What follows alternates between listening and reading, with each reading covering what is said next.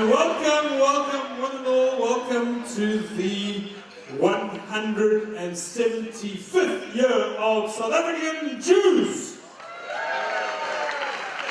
We are still standing, ladies and gentlemen, after 175 years of overcoming foibles. We are still here. And welcome to all of you, the chosen people of Cape Town. Specifically, welcome to Chief Rabbonim, Common Rabbonim,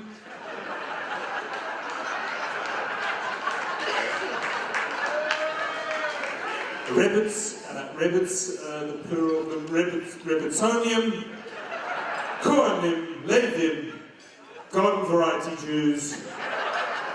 Welcome, one and all. I wanted to start with a quote, and it's kind of a profound one, from Melania Trump, who recently said the following: "For you are a people holy to the Lord your God. The Lord your God has chosen you to be a people for his treasured possession out of all the peoples who are on the face of the earth." Thank you, Melania. She made it up herself. It is in Deuteronomy as well.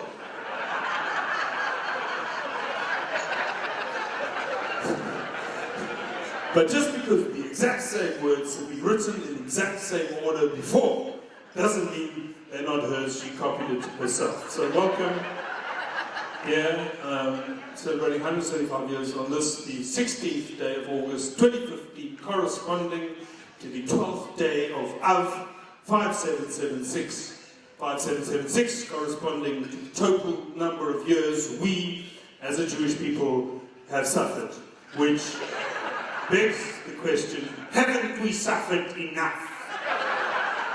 Which is in fact a rhetorical question. So we'd like to give a big thank you to the organising committee for putting this fabulous event together. Let's give them a round of applause. And a special shout out to the organising committee for overcoming one of the greatest challenges in modern Jewish history, tonight's table seating. There have been a number of complaints, but please note the table, the seating tonight was actually drawn out of the army and to keep the proceedings fair and free from foibles. So we know you'll have them anyway, but please know that we tried. If you're sitting in the back corners of the room, raise your hands. If you're sitting in the back corners of the room, please think about doing more for your community.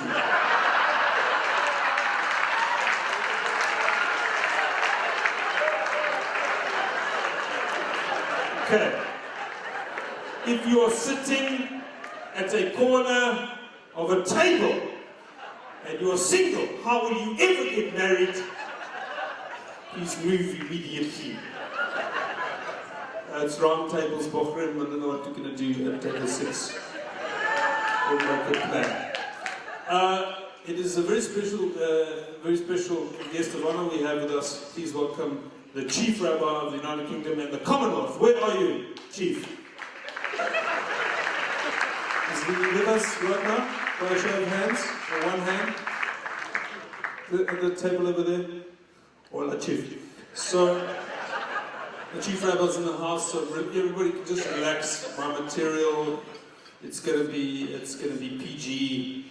By the way, Commonwealth is an interesting term, Commonwealth, because it doesn't just make a geographical territory. It is, of course, used in a Jewish context as well. For example, the Rambam Trust. This is where we put our commonwealth together, so that when a Jew is investigated by SARS for tax fraud, we can pay their legal fees. Hashtag Commonwealth. So,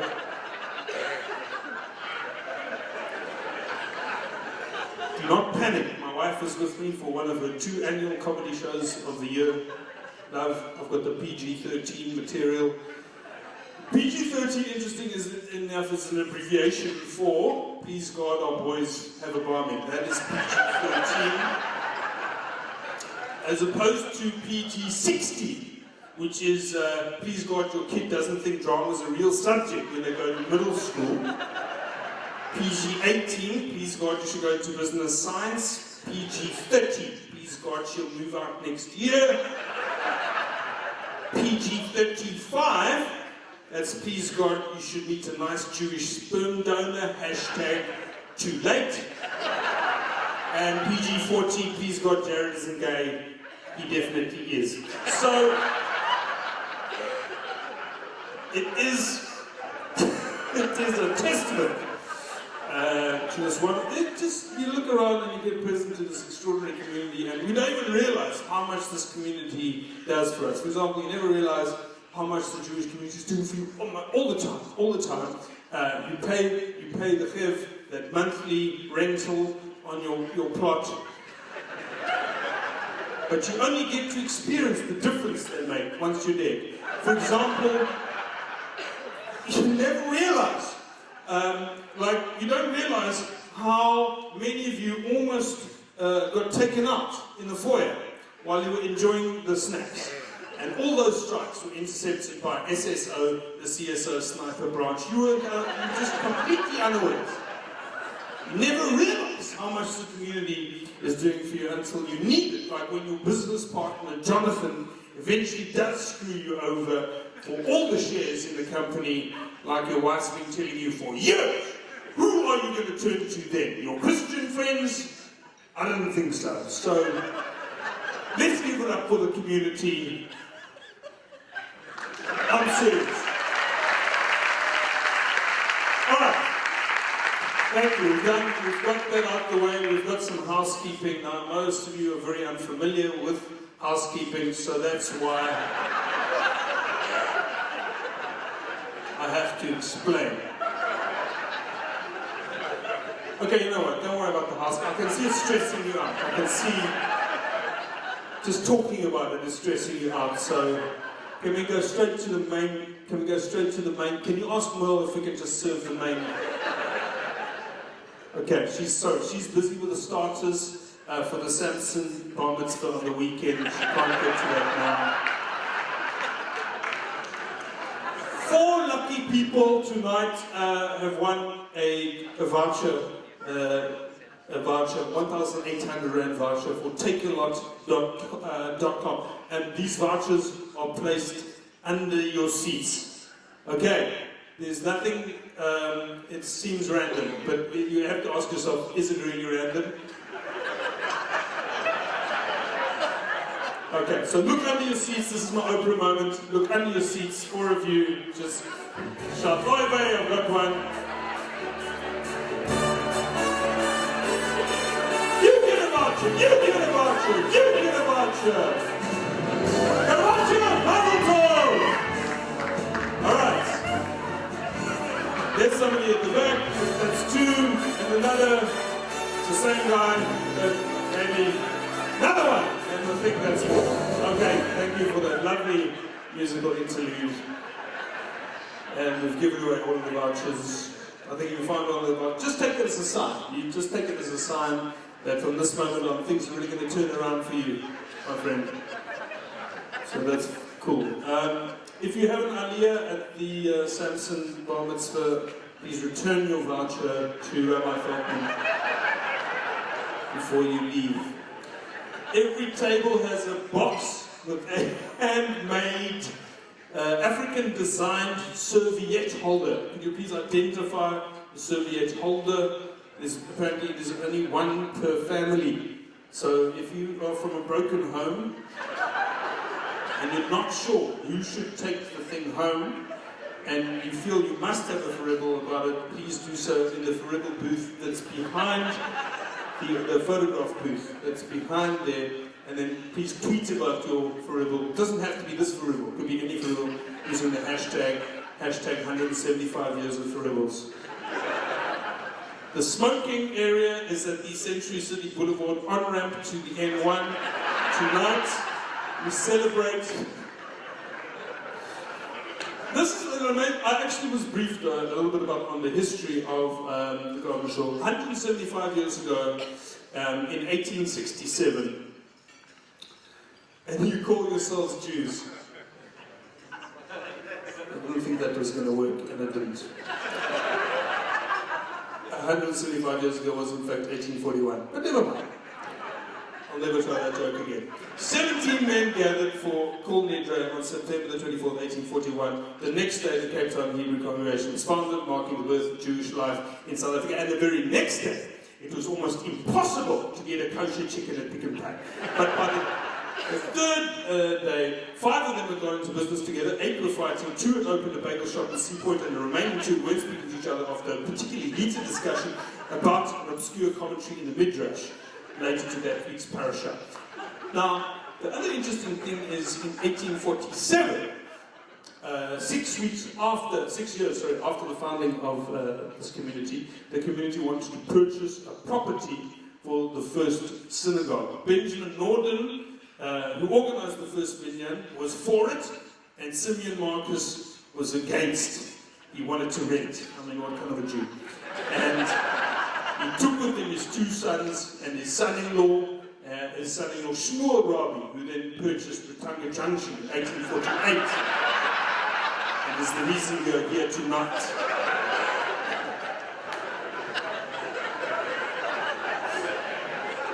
And he conducted his own separate services at Cape Town, had 2 minyanim. And in case you wanted, the real moral of the story is that the plural of minyan is minyanim. That's the moral of that story, as opposed to inyanim, which is the Hebrew word for dealings, which happened at minyanim. Now, the great synagogue, the shul that the Garden Shul currently governs in, was built in 1905, and the committee ran a design a shul competition, not a design a shul, a design a shul competition. Right, not a design, not like a pop-up shul, like in Constantia, where they have the bimmer on wheels. You just roll the bimmer in, an arcs and old Herzliya cupboard that gets stuck in the curtain. It's like a hipster shul. The rabbi loves vinyl, he rolls his own, and he only drinks free trade vodka. So, not like that kind of shul. They had a competition. This is Rabbi Green here. Just kidding. His name is Rabbi Green. So, they designed the shul, and the architect, the guy that won the competition was Max Rosenberg, and well, they weren't going to pay anyone. They just said, no, it's going to get a lot of exposure. And Max had second thought, and the committee had second thoughts, and then they gave it to another company, Parker and Forsyth. They don't sound Jewish, and they weren't, which explains why the men can see the women in the garden shop. So they won the tender. BE was a nightmare back then as well, and then Max Rosenberg sued the shul, and in the end they settled his claim by giving him free membership.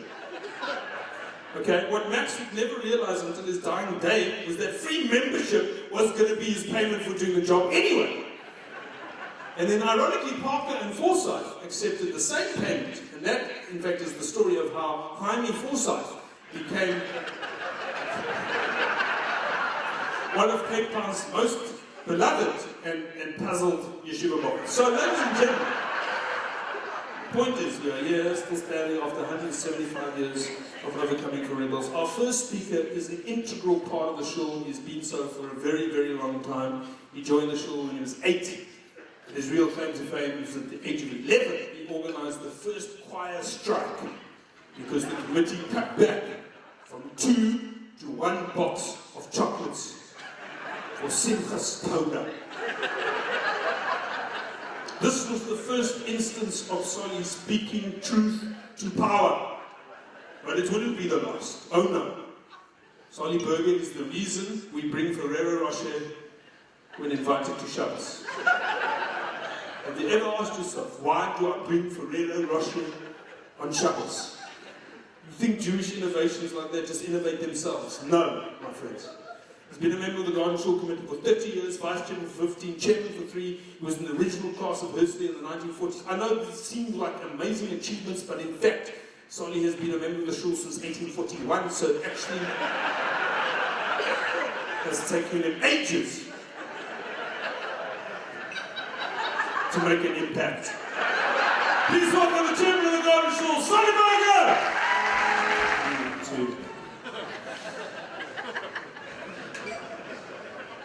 Thank you, Solly, for observing all the protocols in a manner I was not able to. I actually am not a member of the Garden Shore, but I have some personal history with the Shore. My dad came from the Namakoland. Mandela was Boerenjode. Is that Boerenjode?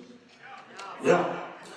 And he celebrated his bar mitzvah at the Garden Shore in July 1933, and he got as presents a Kiddush cup and a pair of socks. Because Omar Rabinowitz said the presents must be kosher.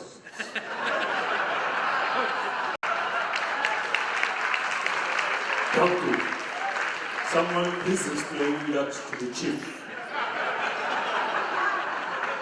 I'll wait. Next up, ladies and gentlemen, we have a very special man.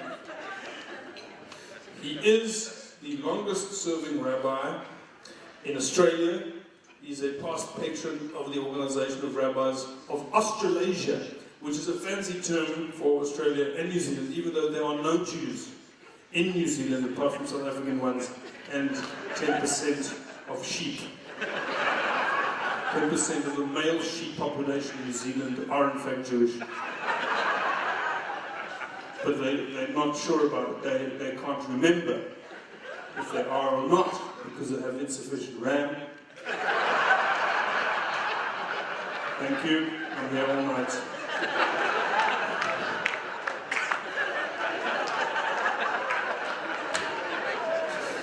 He is an honorary life president of the Rabbinical Council of New South Wales, the dean and spiritual leader of the Yeshiva Centre and head of Chabad New South Wales. In recognition of his contribution to Australian society, the Australian government bestowed on him an OAM, which is, makes him a member of the prestigious Order of Australia, which is similar to an OBE, but less court and more kangaroo, and it's different. It's just, when you receive an OAM, you don't get a medal. Apparently, the Queen smashes a bottle of Foster. If you're a priest, smashes a bottle of Foster's over your head. If you're a rabbi and Johnny Walker Blue, and then they give you a Vegemite bottle on a string to wear around your neck, and instead of being called Sir, you go by Rabbi, you beaut. So that's.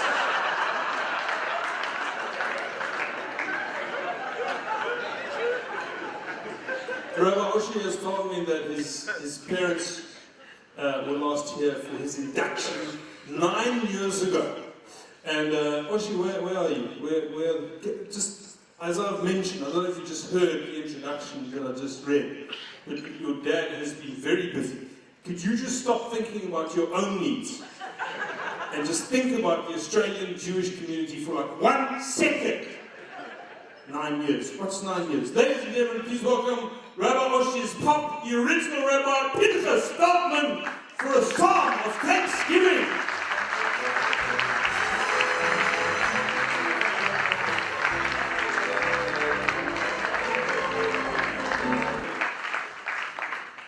And it is in fact 175 years, but we will forgive him because he's flown a very long way from Australia. In fact, so far that he actually grew that beard on the flight.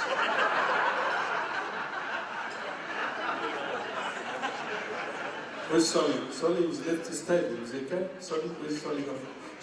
Solly, is he here? I've just seen important matters. He's just gone out to check on. And anyway, I'll mention it to him when he comes back. But for the moment, thank you very much. I hope you enjoyed your stretch break. And now, ladies and gentlemen, we've heard from the Feldman family. We're now going to hear from the Goldman family. from the Sarah side of the family, and this is just like Shabbos for them. This is just this is like a sponsored Shabbos.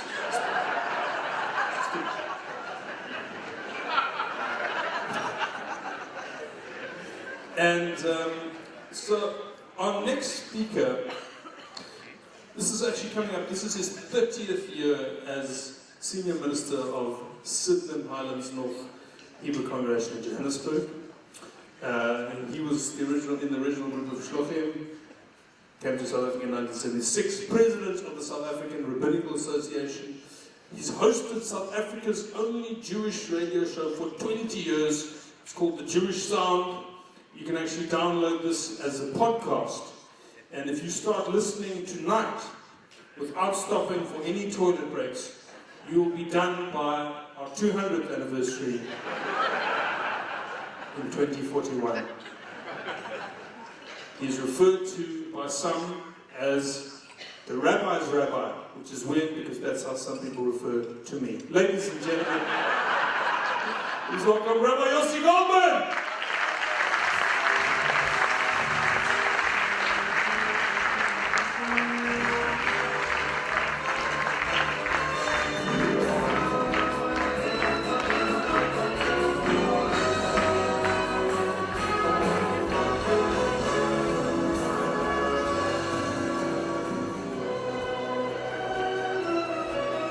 Nik.